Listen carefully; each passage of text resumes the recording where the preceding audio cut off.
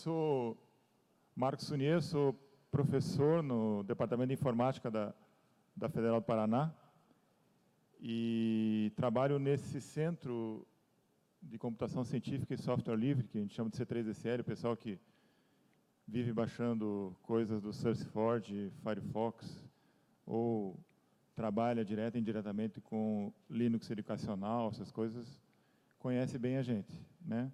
Então, é um centro que já está passando dos 15 anos de existência, já virou uma referência nacional em desenvolvimento de código, em desenvolvimento de projetos. A gente tem hoje projetos ativos com o Ministério das Comunicações, com o Ministério da Educação, com o FNDE, com o Fundo Nacional de Saúde, com o Ministério da Saúde, todos eles envolvendo infraestrutura baseada em código aberto, né?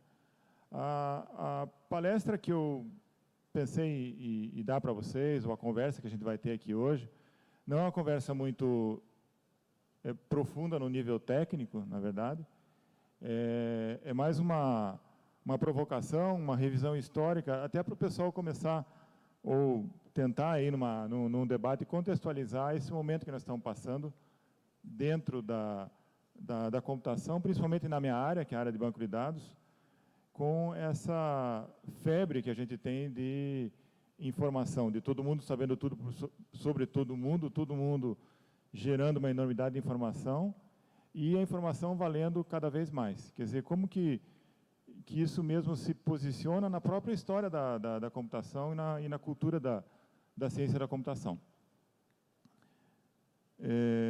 Então, por que isso é problema seu? Que eu acho que, até se a gente entender o histórico de transformação na área de ciência e computação com relação ao tratamento da informação e todos os aspectos sociais e políticos em cima disso, a gente possa entender melhor por que isso diz respeito, inclusive, aos nossos próprios direitos e ao nosso dia a dia, e nossa liberdade de ir e vir aí. Bom, primeiro, o que é Big Data, né? O que se convenciona a chamar? Tem várias definições, uma que eu gosto mais porque eu acho que é mais simples, ela não associa Big Data a tamanho, ou seja, a pergunta ali, não, o tamanho não tem importância. Na verdade, ela associa as técnicas e a maneira que você vai ter que trabalhar a tua informação para trabalhar com um volume, uma velocidade, um fluxo de informação maior do que aquele que você consegue controlar. Você está sempre com a água no pescoço, né? Você está sempre vindo muita informação, você não tem disco suficiente para armazenar, você não tem rede suficiente para receber, a informação ela é variada demais, ela é complexa demais, você está sempre incomodado. Como é que eu trabalho com isso? Então, as técnicas para trabalhar com esse estresse permanente da informação, esse replanejamento a cada dia que você tem que fazer, né? Que qualquer empresa que trabalhe com quantidade muito grande de informação, ela tem que estar o tempo todo planejando como é que vão evoluir os meus servidores, como que eu vou ter que comprar disco, com que velocidade eu vou ter que comprar disco, com que tamanho que está evoluindo o meu backup, quanto tempo leva para fazer um backup, o quanto tempo isso dura e a informação chega mais rápido que eu consigo fazer backup, que as técnicas que eu tenho são suficientes. Então, essa angústia permanente que caracteriza essa questão do Big Data, em todas as vertentes dele, né? Então, por exemplo, tem os 4 Vs que o pessoal usa muito quando define, né, que é volume, velocidade, variedade e veracidade. Então, o que eu gosto de definir, então, como eu já falei, é recurso disponível em relação à demanda, né? Se eu tenho 64K de memória e eu preciso de 128 para trabalhar, eu estou em Big Data, não tem problema. É a relação entre o que eu tenho e como que eu trabalho, na verdade. Bom, então, eu já falei, técnica, estratégia de armazenamento e busca de informação que permite o tratamento de um fluxo, volume e variedade de informações que é grande em relação aos recursos disponíveis. Ele é um problema permanente da computação desde que começou o sistema de informação ou até antes, né? Aí vocês têm, por exemplo, essa Edmonton Library da Áustria, em 1773, ela tinha 200 mil volumes. Aqui você já tinha uma série de problemas, tanto de armazenamento e busca, indexação, né, que o pessoal da área de biblioteconomia já começou a trabalhar de você vê aquelas fichas catalográficas, é quase uma árvore B, né? Que você tinha a primeira ficha, que você já tinha lá uma espécie de hash ali para achar na gaveta da ficha, a ficha gera para uma estante, a estante vai para uma prateleira, a prateleira vai para uma zona da prateleira, então você vai fazendo uma estrutura em árvore para poder trabalhar com toda essa informação. Também é da biblioteconomia, não só essa questão de busca e recuperação, mas também, aqui eu dei uma olhada, o primeiro paper que eu achei foi esse aí, o primeiro paper sobre planejamento de estoque de informação, que foi esse cara que ele estava vendo a evolução do acervo dele, e ele viu que para poder armazenar todos os trabalhos acadêmicos ou não, as bibliotecas americanas teriam que dobrar sua capacidade a cada 16 anos. Daí ele especula na época, nesse artigo, né, de Scholar in the Future, que a biblioteca de Yale, por exemplo, ia ter, em 2040, 200 milhões de livros espalhados em 10 mil quilômetros distantes, quer dizer, você teria... Né? Então, essa preocupação, a escala da informação, como que ela cresce, como que eu guardo, o que eu faço com isso, ela é bastante antiga. Ela é anterior, inclusive, à área de computação. Uma outra coisa interessante que a gente, às vezes, esquece é o Olerite, né, que foi o precursor dos cartões perfurados e tal. Esse Olerite, essa técnica aí de preparação de dados e tabulação, que a gente chamava, né, de converter as pesquisas em tabelas, ela surge dentro de uma demanda do censo americano. O censo americano começou a melhorar as técnicas de obtenção de informação no final do século XIX, início do século XX, e à medida que eles iam aumentando a capacidade de coletar informação, ficou muito patente que o processamento e a tabulação ficaram muito lentos. Chegou uma hora que o censo levava mais tempo para processar e tabular a informação do que para coletar, ou seja, se fazia o censo de 1910, mas a tabulação dele só ia ficar pronta depois que já tivesse começado o censo de 1920. Então, isso é um problema típico de Big Data também, que você tem um fluxo imenso de informação, que era imenso para a época, e como é que eu resolvo isso? O Olerite, então, ganhou essa licitação, vamos dizer assim, do censo de 1880, e ele conseguiu processar num tempo metade das horas a preparação do que o segundo colocado, né, em 72 horas, e depois ele baixou numa ordem de 10 ali a parte de tabulação com a maquininha dele. Ele chegou a conseguir o preparo de 500 cartões por dia e a leitura de 80 cartões por minuto, né?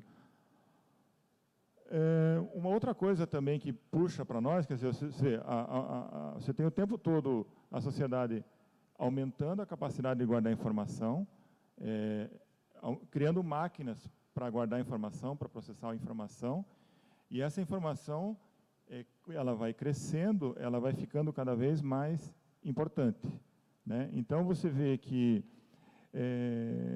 olha a diferença da abordagem política da informação sobre o indivíduo em 1936, quando a Corte Suprema Americana ficou quase 10 anos discutindo se era uma invasão da privacidade cada pessoa ter um número ou não, que foi a criação, a implantação do número de seguro social, né? Hoje, a gente tem a privacidade violada o tempo todo, mas nos anos 30, o fato de você dar um número de identidade para alguém, eles interpretavam que isso você pode identificar a pessoa a hora que você quiser.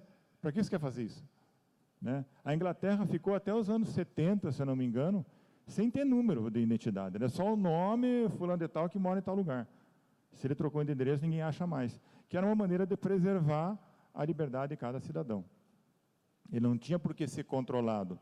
E você vê que já na época, quando conseguiu se criar o número de seguro social, a primeira coisa que o FBI faz é usar para rastrear, porque já estava entrando no período da guerra, para rastrear os cidadãos americanos que tinham o número de seguro social, mas eram de origem japonesa. Então, essa questão, eu pego informação, eu trago informação e eu uso essa informação para controlar e definir as políticas, ela faz parte da nossa história, né? Bom, daí a coisa vai crescendo. Então, eu começo a ter maneiras de catalogar as pessoas e eu preciso guardar, né? Então, Nessa primeira parte da história ali, quando aparecem as primeiras fitas, né, se eu tinha só uma informação sobre o indivíduo e uma forma de busca, a gente ter as fitas, que é acesso forçadamente sequencial, era uma coisa que mais ou menos resolvia o problema. Eu podia botar toda a informação que eu queria e eu ia rodando as minhas fitinhas e achando, né? Quando a coisa começou a complicar, eu quero achar a pessoa pelo nome, pelo endereço, eu quero saber quem que mora em tal endereço e tal, que foi que a tecnologia apareceu com o disco rígido, né? O disco rígido é uma revolução também. Eu posso acessar a informação sem passar por toda a informação dentro da minha fita até chegar na informação que eu quero. Eu não preciso mais ter um acesso sequencial. Então, as pessoas começaram a trabalhar na estruturação da informação. Quer dizer, aí, nessa época, a computação estava chegando mais ou menos no nível de uma biblioteca que faz ficha catalográfica e fica indexando a informação, pulando.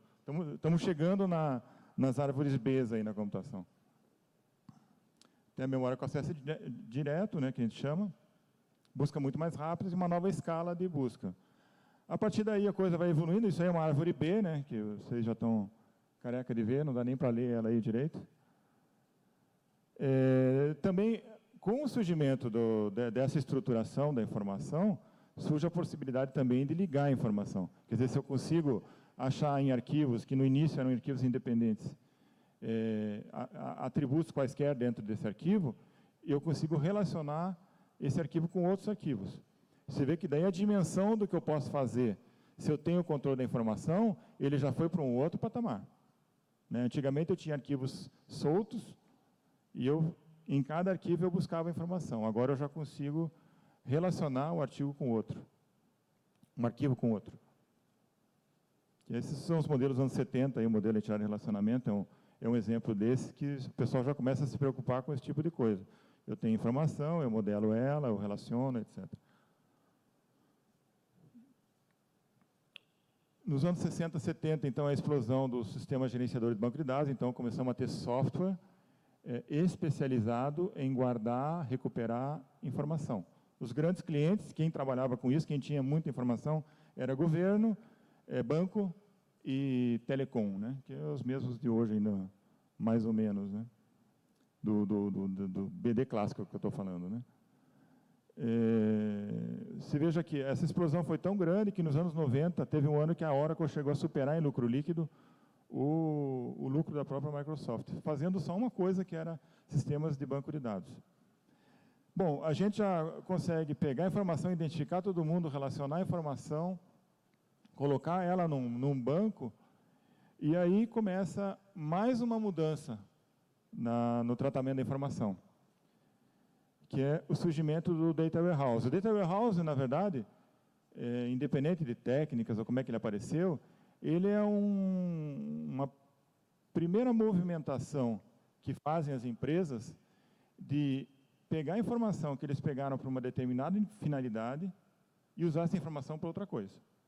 Então, até o aparecimento do Data Warehouse, o banco, em geral, usava as bases que tinha para controlar a tua conta, teu saldo médio, etc. e tal. A partir do momento que os bancos começam a criar cópias da base que está em produção, essa cópia você começa a acrescentar variáveis temporais e você começa a fazer inferências, algoritmos de mining, machine learning, em cima dessa base, você já está começando a usar a informação para uma outra finalidade, né? Então, é verdade que agora a gente fala muito disso com relação ao Facebook e o problema com a Cambridge Analytica, etc. e tal, mas vocês vejam que já nos anos 90, as empresas já começaram a fazer isso. Elas já começaram a separar a informação, coletar mais informação do que elas precisavam para resolver os problemas dela, para prestar o serviço para você, para poder estudar melhor o próprio cliente, para poder antecipar uma possível falência, para poder orientar na escolha de um determinado empréstimo.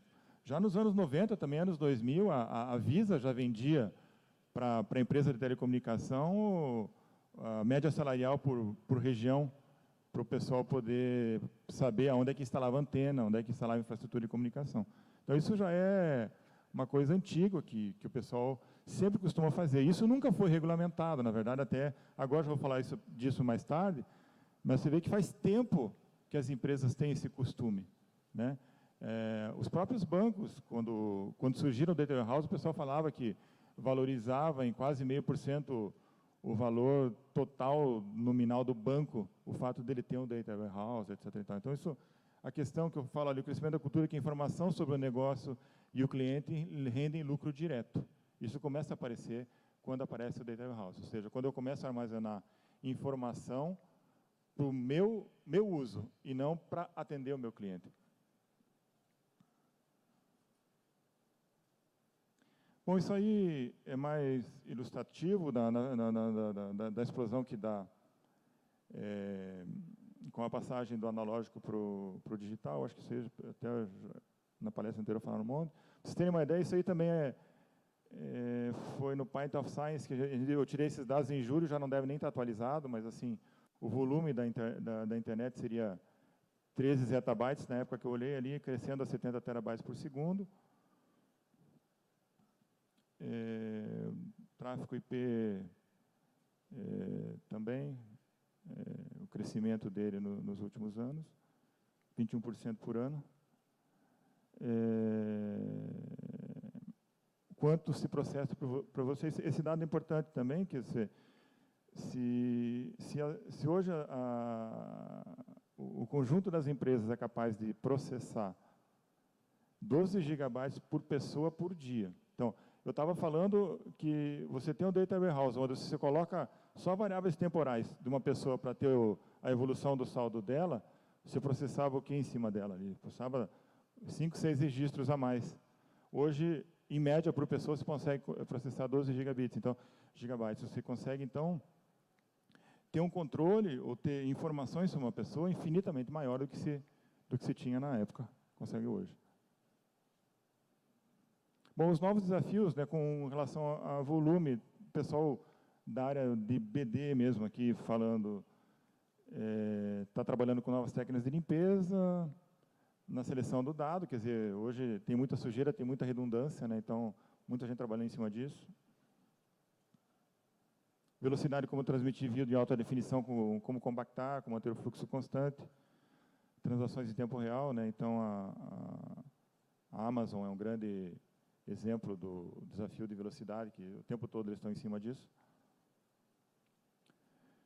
Variedade é um desafio imenso também na nossa área, como construir relacionamento e informação não relacionada na origem, informação não estruturada, informação de baixa qualidade, não indexada, como ter precisão ao buscar esse tipo de informação, né? Então, o pessoal também trabalhando bastante com isso.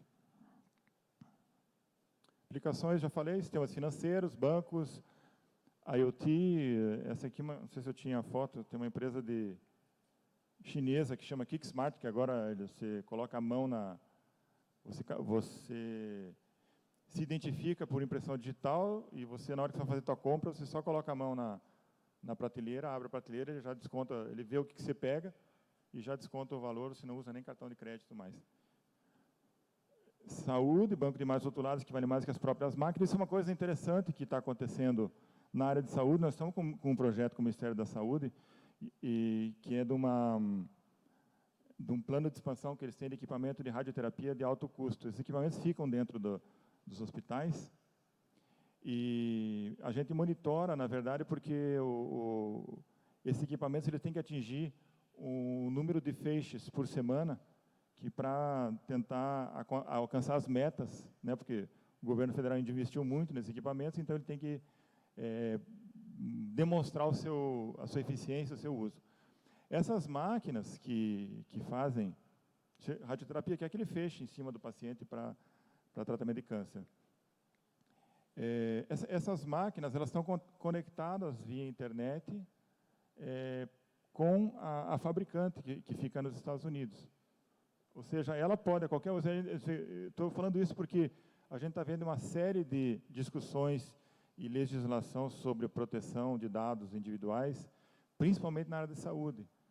E várias máquinas que a gente vê dentro dos hospitais, elas têm conexão à internet direto. Ou seja, a empresa fabricante, ela entra e pega tudo que tem ali a hora que eles quiserem, na verdade. E não há nenhuma regulamentação, pelo menos nesse plano de expansão que nós estamos monitorando, não tem absolutamente nada para controlar isso. Eu vi também que o pessoal isso é uma questão interessante, o pessoal da Philips, na Bahia, em tomografia, eles já estão doando equipamento em troca das imagens rotuladas. Eu não sou da área de IA, mas assim, tem um grupo forte que trabalha com isso lá na UFPR, e o que eles colocam é que o processamento de imagens, ele passou de uma primeira era em que se trabalhava muito com características de imagem, tentar identificar características para tentar reconhecer um determinado tipo de padrão, e com o tempo, né, essa técnica evoluiu para meio que força bruta. Você pega uma quantidade imensa de imagens rotuladas que descrevem o que aquela imagem apresenta. Por exemplo, essa imagem é um tumor. E daí você treina com essa quantidade de imagens rotuladas. Rotuladas quer dizer o quê? A máquina fez o exame e algum médico ou junta médica disse o que quer dizer aquele exame. Isso vale muito, mas muito mesmo. Por isso que essas grandes fabricantes de equipamento médico, hoje, o que elas estão fazendo?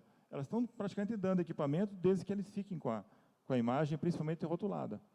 Essa empresa que a gente está monitorando para radioterapia, ela até fez um software gratuito que ela distribui para o hospital para eles poderem acompanhar a evolução do plano do paciente, ou seja, para eles terem todas as imagens, o diagnóstico, etc.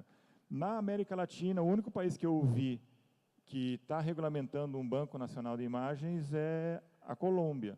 O Brasil, nós estamos falando, mas não tem ninguém trabalhando sobre isso. Ou seja, as imagens médicas rotuladas pelos nossos médicos, elas têm livre circulação, né? A gente tem alguma coisa de anonimização dessas imagens, mas o que ela vale mesmo é saber qual é o diagnóstico daquilo. A gente até estava brincando que nessa lógica, por exemplo, tem uma outra empresa também com quem a gente trabalha, que é uma empresa alemã, que trabalha com a área de ressonância magnética nuclear, que gera espectros de substância. Eles estão tendo muito sucesso em diagnóstico de neonato. Teste do pezinho, fazendo análise da urina por ressonância magnética nuclear.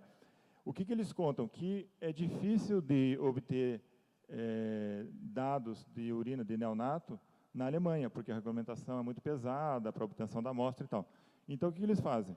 Fazem os projetos aqui no Brasil para poder obter, ou seja, com o tempo a gente vai virar meio que commodities digital, assim, a gente fornece dados de imagens rotuladas para que as grandes empresas possam criar os algoritmos de diagnóstico, e com o futuro o que vai acontecer é que o médico não vai nem fazer nada, você tira a tua tomografia, vai e volta o diagnóstico do que é.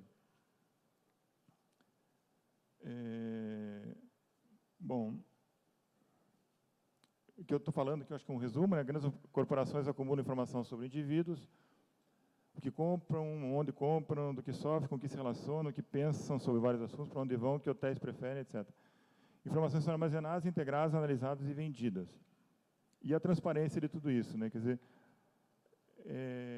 a gente tem acesso às grandes corporações, quer dizer, essa constatação que é bem tardia, né? Como eu falei, a tendência das empresas a guardarem mais informações sobre a gente do que elas precisam já é antiga.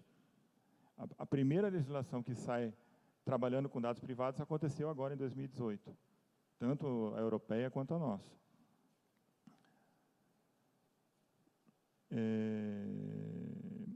Existiu, então, antes a lei de transparência, que é um pouco mais antiga, onde a gente pode pedir informações para os órgãos públicos, né? Mas está muito complicado ainda, mesmo com a nova lei, como é que eu peço? Alguém já tentou pedir informação para alguma empresa privada e ela vai dar?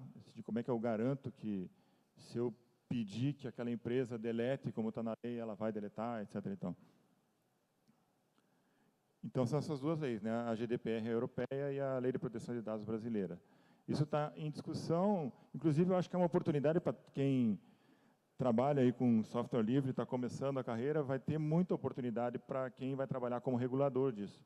Porque só você garantir ou tentar garantir que quando um cliente pede para uma empresa que apague os dados, ou pede para a empresa quais são os dados que você tem sobre mim, quem que vai auditar? Quem que vai garantir que a empresa está realmente te dando os dados que ela realmente tem? E se você pedir para pagar, quem que vai apagar e tal? Então, tem mas muita coisa para ser feita se a gente quiser viabilizar uma lei dessa.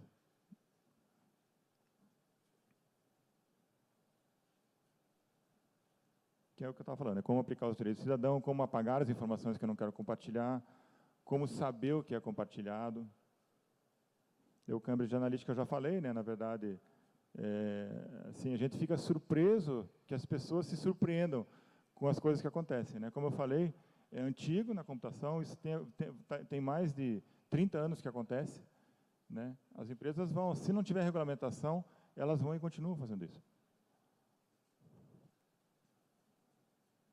Bom, transparência pública também é uma outra vertente que a gente tem trabalhado lá no C3SL, a gente tem um projeto que usa o site da CGU para tentar melhorar essa transparência, porque, bom, tem muita gente trabalhando, já estão cansados de saber, no controle do legislativo. A gente está trabalhando com essa parte do controle do orçamentário do executivo. Não vejo muito pouca coisa sobre o judiciário, até porque tem pouco dado do judiciário no ar para a gente poder fazer mecanismos de controle. E uma das questões aí que a gente tenta resolver é como entender os sites de dados abertos, né? O site da CGU era uma confusão para ser entendido, né? O que a gente está fazendo para ajudar aí no nosso centro nessa questão de transparência pública é o monitoramento de grandes projetos do governo federal. Acho que eu tenho um exemplo aqui. Isso aí é o Sistema Integrado de Monitoramento do Ministério da Ciência e Tecnologia, que é um projeto nosso. Cada pontinho ali no mapa é um ponto de conexão satelital do Ministério das Comunicações. São perto de 14 mil pontos, a gente monitora cada um deles, a gente sabe qual é a rede que está sendo usada em cada ponto, quanto que está sendo oferecida. É a Embratel quem fornece a rede e nós fazemos o papel da auditoria da rede entregue para o Ministério poder pagar, né? É um sistema, você consegue, dando zoom no estado, município, até você ver o ponto de rede, clicar em cima e ver a velocidade naquele instante que ele tem. A gente trabalhou durante anos, que até eu acho que teve um evento aqui sobre o Linux educacional, mas a gente trabalhou muito com o ProInfoData, do MEC. A gente fez um sistema de monitoramento que era capaz de... a gente colocava um agente de monitoramento dentro de cada máquina, dentro das 500 mil máquinas que o MEC comprou no ProInfoData, e cada máquina, cada agente mandava informação para nós, inclusive se está tendo falha no HD, se alguém mexeu na memória da máquina, então a gente consegue monitorar isso à distância. Então, isso permitia para o MEC, na verdade, quando ele planejava, ele sabia quais escolas estavam realmente usando as máquinas, quais escolas não faziam uso, até para poder redirecionar. Para a CGU, isso aí acabou ficando importante. Aliás, o sistema de monitoramento do Ministério das Comunicações ganhou o prêmio de melhor site de transparência pública da CGU, justamente porque eles tinham, assim, em tempo real, tudo que estava sendo feito com todo o recurso de infraestrutura de comunicação que o Ministério das Comunicações estava passando para a Embratel para fornecer essas redes. Esses pontos de rede, eu nem falei, na verdade, como é ponto satélite, só vai até 512K, em geral, em lugares de difícil acesso, né? Embora a concentração a gente vê ali que é muito no litoral nordestino, né?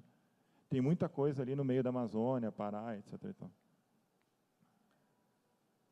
Bom, o plano de expansão de radioterapia, que a gente está fazendo monitoramento, eu já falei, né? Que é um projeto que quanto mais a gente trabalha em cima dele, mais escandalizado a gente fica com a bagunça que é.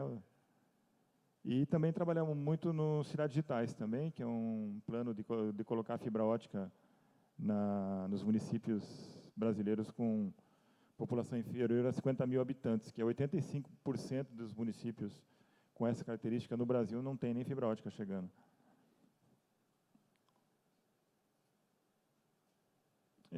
Vocês encontram, então, esse site de transparência pública aí que a gente fez, transparência3sl.ufpe.br, a partir do site de transparência da CGU.